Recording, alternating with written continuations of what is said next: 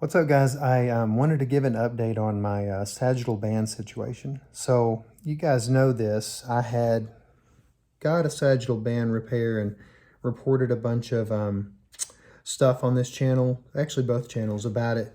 And recently what has happened, first of all, I'll go ahead and tell you what a sagittal band tear is. When your sagittal band tears, you've got these bands that it looks like, to me in my mind, it's like the little band that goes around a cigar.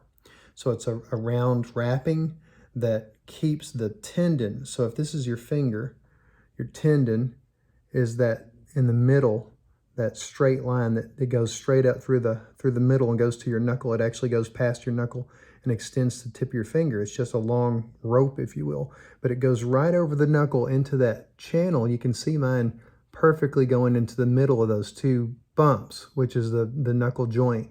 And then it angles back toward my wrist. You can see the tendon, a little bit of the vein crossing it there.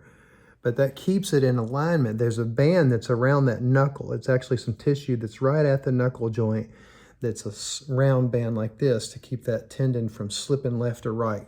So what happens is people will tear it for whatever. There's a multitude of reasons. Medicines can cause some of your soft tissue to not heal correctly. For example, I've recently was put on a statin, which interrupts the cholesterol production of your liver, and you need the cholesterol for the healing tissue matrix of your body. Statins are, in my opinion, terrible. I'm not going to take it. I'm going to fix that without a statin because I had a heart attack. But different subject. If you have something that you're taking, it can disrupt that healing of your tendon. You can repetitive stress injuries.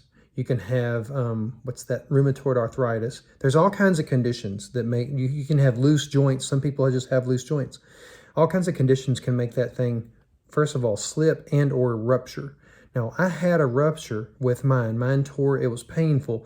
And 100% of the time, whenever I pulled down and tried to lift up, that tendon would slip off into the side channel. And in my case, it was my middle finger, whereas there's the scar, you can see, and it would slip off toward the ring finger, okay? My ring finger right here.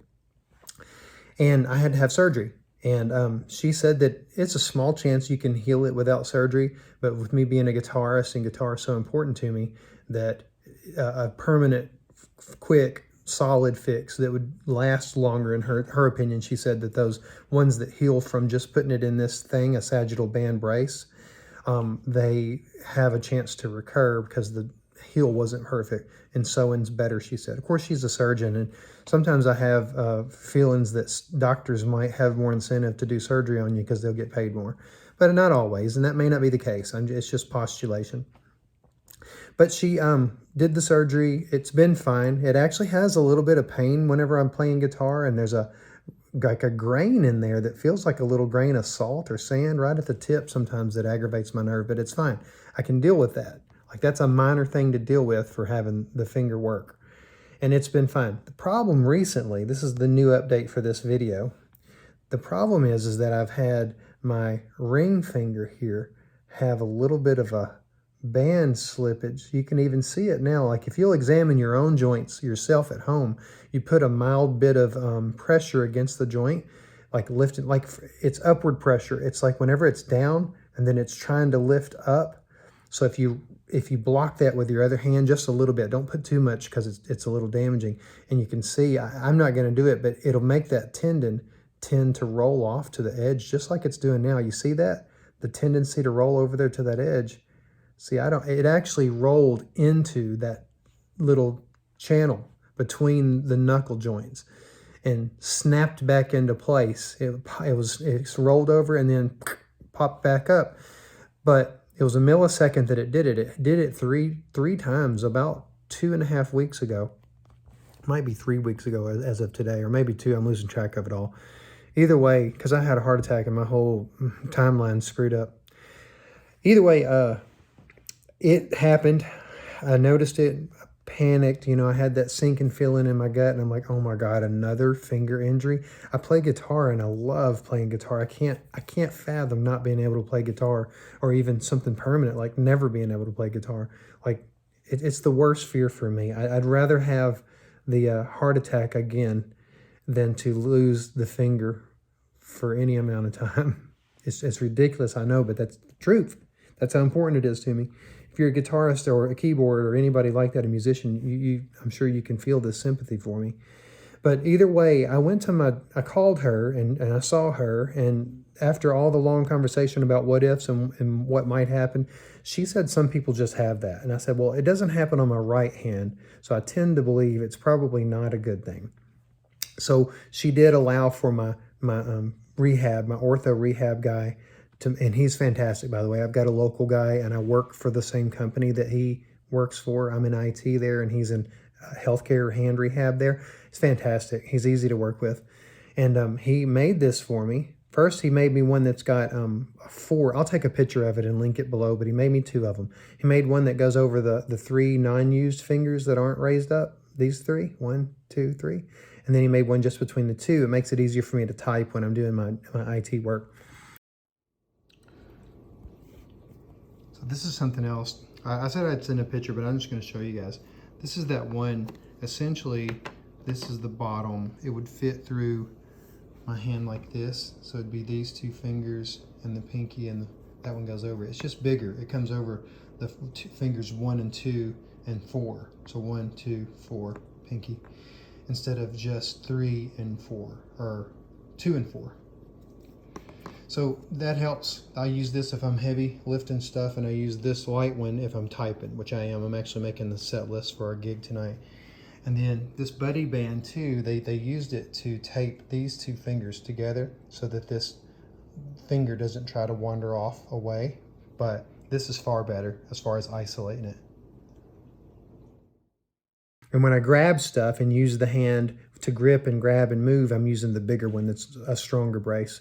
But either way, the goal is it lets this tendon rest. You don't use it too much, and hopefully the between knuckles middle and ring, so these 2 here, that tissue can heal a little better, tighten up a little bit, give it a chance to rest, and maybe its strength and its tension comes back. I've been putting the TENS unit on my hand, which is the shock little pads, and just put a mild electricity because there's theoretically electricity will stimulate healing.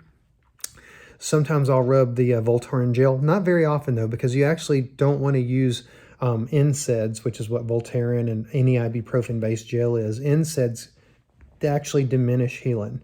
So I only do it if I feel like it's hurting, but I'm trying to not use it at all because I want it to hurt a little so that it encourages healing. It actually builds up new collagen, new tissue whenever you have that slight trauma. Too much trauma tears it, so there's a fine line. Heat, I've got a paraffin wax, one of those things you put your hands in, it puts wax all over your hand. I bought one for the last hand injury, and I'm using it to encourage heat to this site because heat can pull in some blood and let the blood saturate it, which encourages healing. So I'm doing everything I can. I'm resting it. When I'm not practicing the guitar or have a show, I have a show tonight actually. I'm letting it rest to see if I can encourage healing. If it doesn't get better, if I don't notice improvements or it even gets worse, the tendon slips more, the recommended thing to do is 6 weeks of in a sagittal band, strict as can be. I might even end up taping the tips of these fingers together so this doesn't pull over at all like that. Because the pulling over makes that tendon slip a little bit too. But again, the sagittal band's not ruptured in mine. It's either more elastic than it should be due to use, due to injury, due to the medicines that I was taking and it hasn't rebounded due to too much activity. I don't know. But it's not torn. It's just stretchy. If you guys have ever healed this or seen a similar situation, please comment and link and even suggest sites or whatever, because I'm doing a lot of research, but I'm literally going to do this. I'll do it every day. I would do it for a year. But if I need to buckle down, not play guitar, not practice, not have a show, and just let 6 weeks go toward healing this, and it'll be fine after that, I'm happy to do that. Because it took me approximately 10 to 11 weeks when I had this surgery before I could comfortably play. Now, even now, it's a little painful and it's a little stiff in the morning, but that's a small price to pay. It works. I'm happy for that. I'm not going to complain a bit.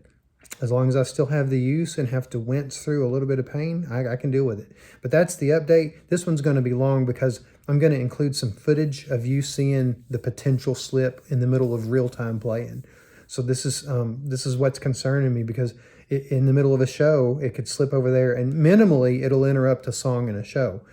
Maximally, it'll rupture because of that pull, and then I'm done. I have to have surgery or put it in the brace for 6 to 8 weeks. So anyways, guys, heart attack wise, some of you have reached out or said things, and I've got people who subscribe that I know in real life, and I'm doing great with the heart attack. Don't worry about me with my heart attack situation. I do appreciate the well wishes and stuff, but I'm going to heal that. I have no doubt. I've changed my diet back around. I'm walking every day. I feel good. I'm taking far less naps. I have more energy. I think my heart's probably going to end up being stronger than it was. I stopped vaping altogether. You have to. If you have a heart condition, vape. Nicotine of any kind from any source constricts your arteries and kills your endothelial cells. So it's just very dumb to do if you had a heart condition. Anyways, guys, like, share, subscribe. I'm going to show a little bit of footage after this now, and you'll see it'll end after that.